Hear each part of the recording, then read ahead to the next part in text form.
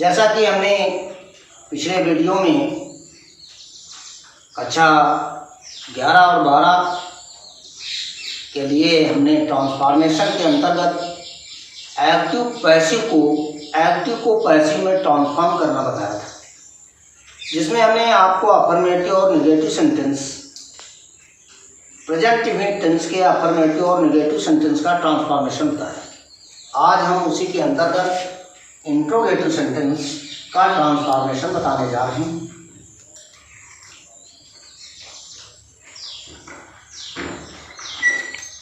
सबसे पहले आपको याद रखना है कि जब क्वेश्चन वर्ड वाक्य के आरंभ में होता है, जब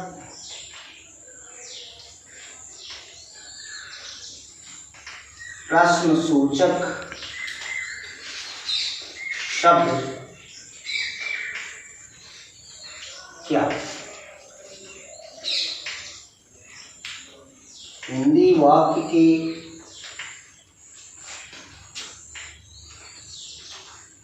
आरंभ में हो तो, अर्थात इंग्लिश के वाक्य में सहायक क्रियाएं वाक्य आरंभ में, तो हम उनका ट्रांसफॉर्मेशन कैसे करते हैं। एक्टिव का नियम यह है कि हम प्रेजेंट इंडेफिनिट टेंस के इंट्रोगेटिव सेंटेंस को बनाते समय एक वचनकर्ताओं के साथ डैश और बहुवचन के साथ डू का प्रयोग करते हैं। उसके बाद फिर हम सब्जेक्ट रखते हैं, वर्ब की फर्स्ट फॉर्म, उसके बाद फिर हम ऑब्जेक्ट और सबसे लास्ट में कॉम्प्लीमेंट रखते हैं। वाक्य में मार्काफिकेशन ऑफ इंट्रोगेशन लगाना ना भूलें, अर्थात प्रश्नवाचक चिन्ह। इसे पैसिव में बदलते समय हम बी की क्रियाओं को वाक्य आरंभ में लाते हैं। इज, एम, आर, ये जो ऑब्जेक्ट के वचन के अनुसार होंगे, और उसके बाद ऑब्जेक्ट को रखते हैं। उसके बाद वर्ब को हम थर्ड फॉर्म में बदल देते हैं और फिर कॉम्प्लीमेंट को रख लेते हैं। उसके बाद बाय लगाकर सब्जेक्ट रख देते हैं और सबसे लास्ट में मार्काफिकेशन ऑफ इंट्रोगेशन लगाते हैं। बच्चों, हमने आपको बताया था कि यदि कॉम्प्लीमेंट आधे वाक्य के बराबर या आधे से अधिक है, बड़ा है, तो उसे हम बाय सब्जेक्ट के बाद भी रख सकते हैं। यदि कॉम्प्लीमेंट छोटा है तो हम उसे वर्ब के बाद या बाय से पहले रख लेते हैं। As example, does father like to eat the foods.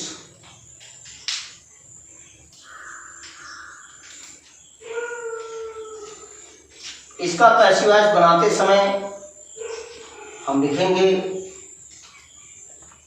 Are the fruits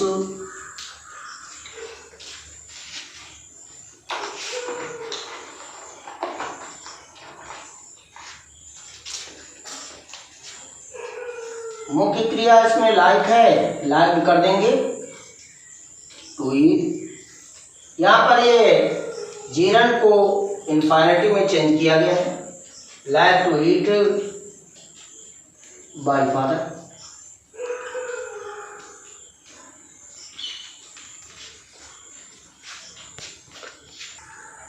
next example, बच्चों मैं सबसे पहले सिंगुलर नंबर सब्जेक्ट के एग्जाम्पल ले रहा हूँ। Does she do her verb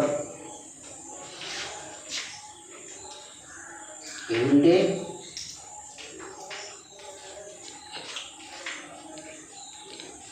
यहाँ पर ऑब्जेक्ट है हर वक्त, तो हम लिखेंगे इज हर वक्त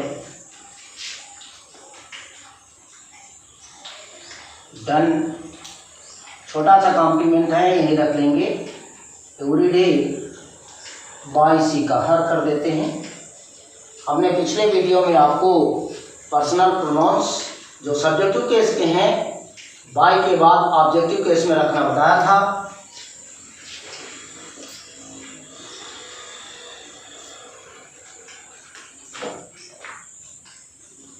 डू दे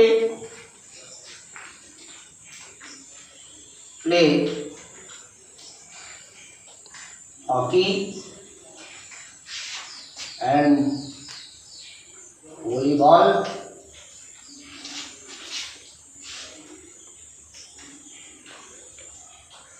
Nowadays, क्या वे आजकल हॉकी और वॉलीबॉल खेलते हैं? पूरा ऑब्जेक्ट है हॉकी एंड वॉलीबॉल, तो हम लिखेंगे is hockey and volleyball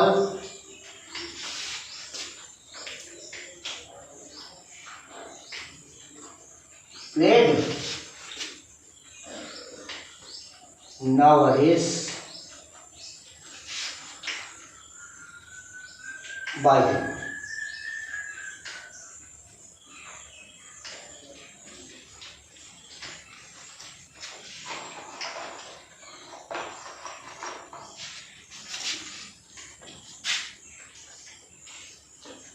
Does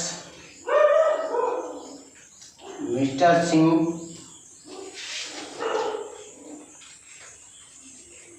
teach you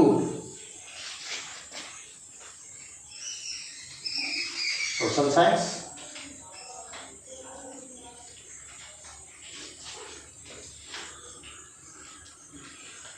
In the class? इसे हम बनाएंगे is social science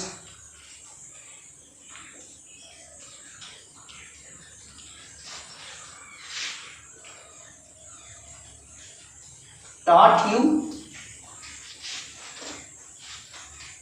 in the class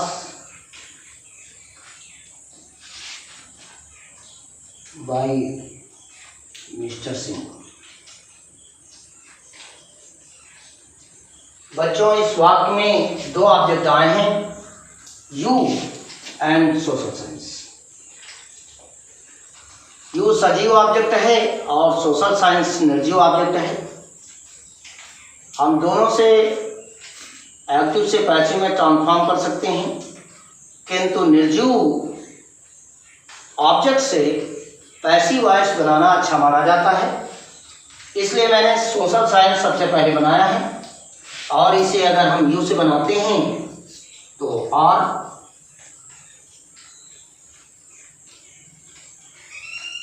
you taught social science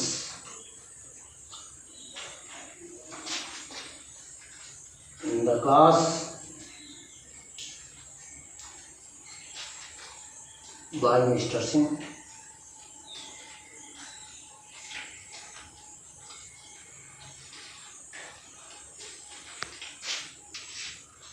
बच्चों,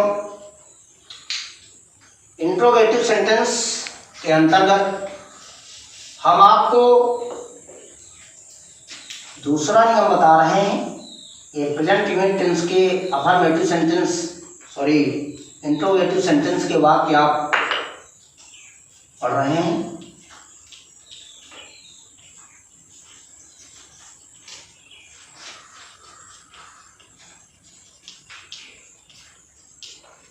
प्रश्नवाचक वाक्य कहलाते हैं और ये दूसरा नियम है, जब प्रश्नसूचक शब्द अर्थात क्वेश्चन वर्ड।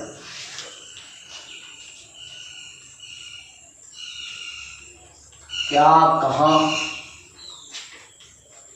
कौन, कब आदि शब्द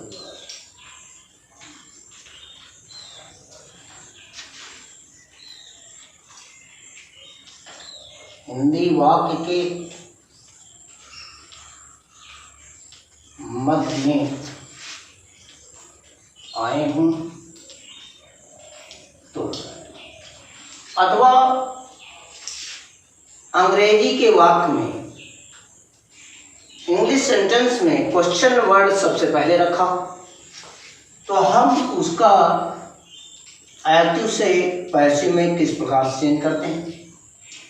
सबसे पहले इन क्वेश्चन वर्ड को लिख लेते हैं इंग्लिश में। उसके बाद हम सहायक क्रियाओं का प्रयोग करते हैं।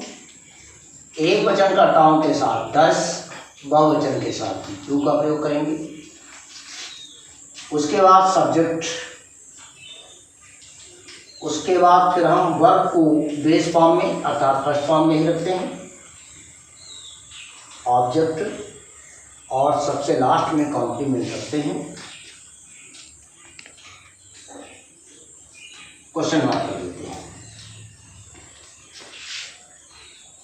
इसके पैसिव वाक्य में क्वेश्चन वर्ड को ज्यों का त्यों रख लेते हैं।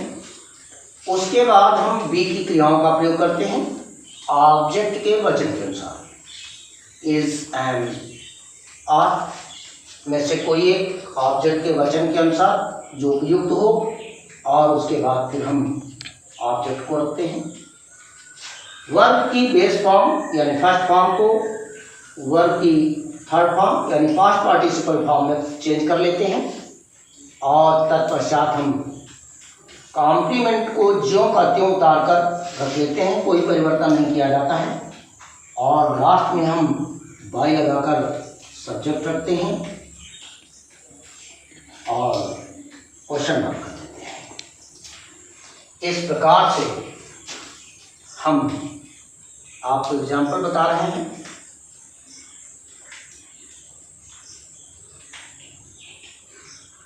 इस newspaper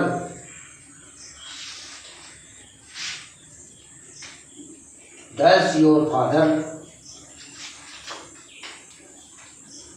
read every day.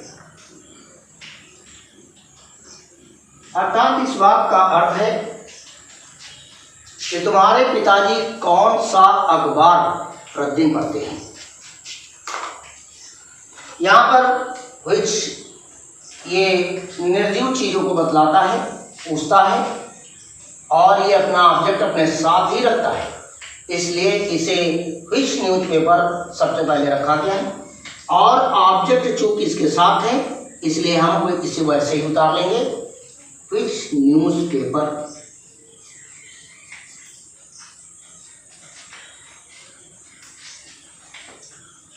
Is read, red, red spelling वही रहेगी, every day by your father.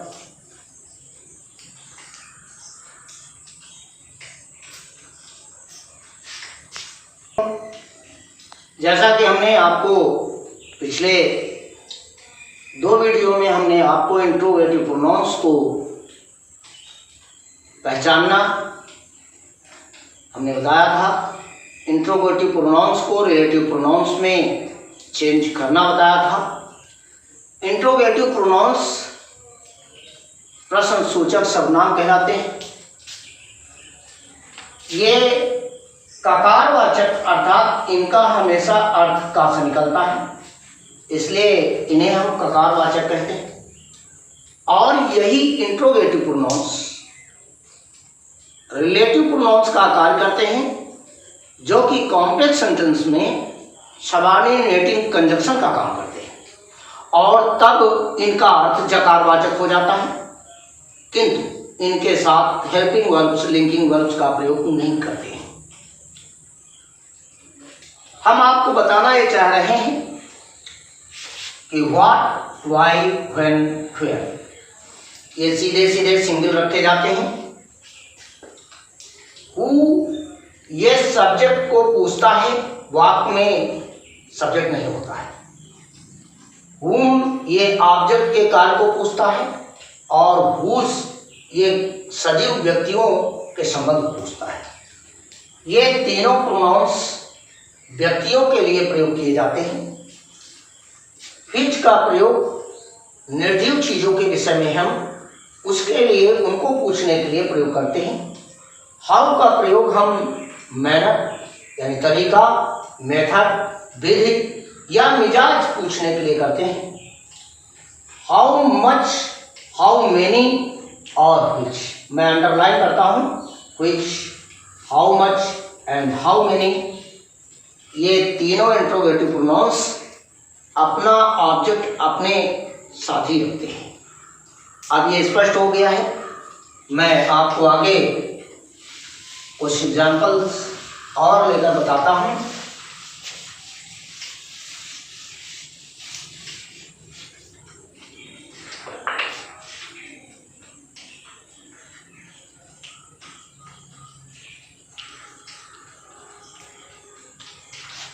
Who teaches you English these days? In these days या these days?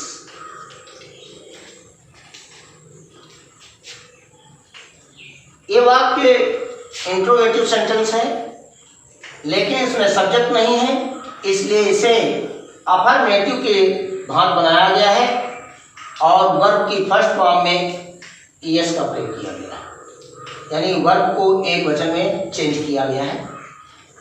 तो इसका पैसिव वॉइस बनाते समय चूंकि ये सब्जेक्ट को पूछता है, सब्जेक्ट नहीं है, इसलिए इसका ऑब्जेक्टिव केस हुम को हम बाई हुम करके वाक्य आरंभ, हु का बाई हुम कर लिया।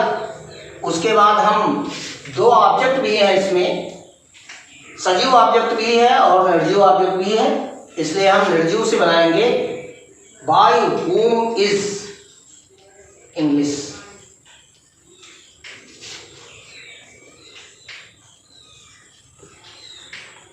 टीच को हम टाट में बदल देंगे, टीच टाट टाट।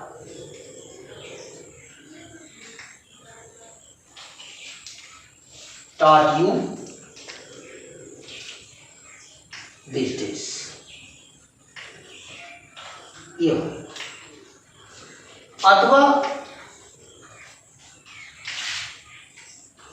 by whom are you taught English these days?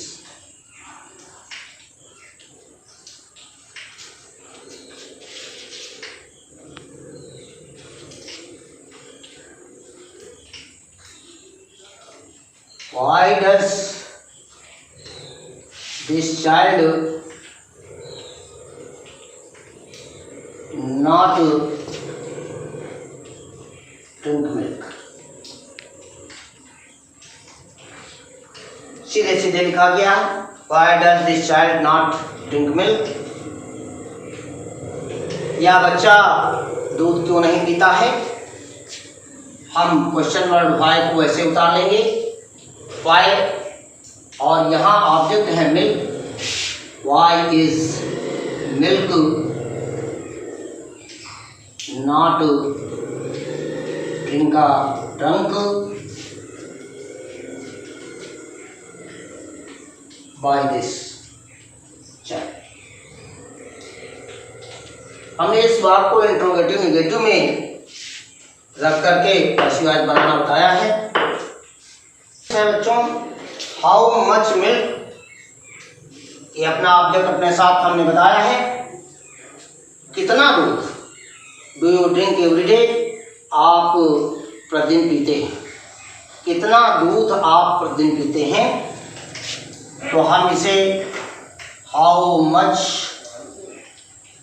Milk is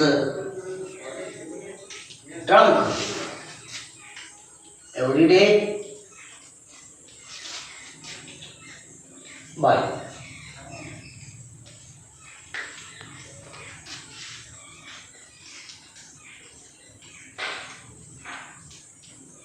how many times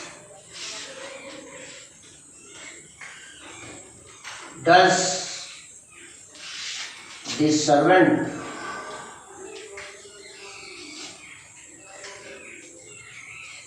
smoke the clay pipe?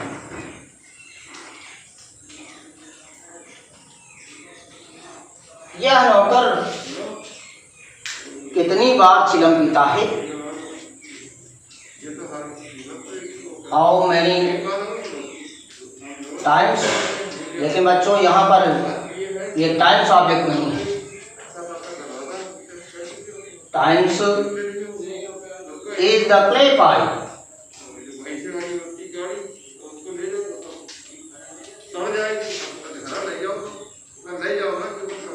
Smoked by the servant.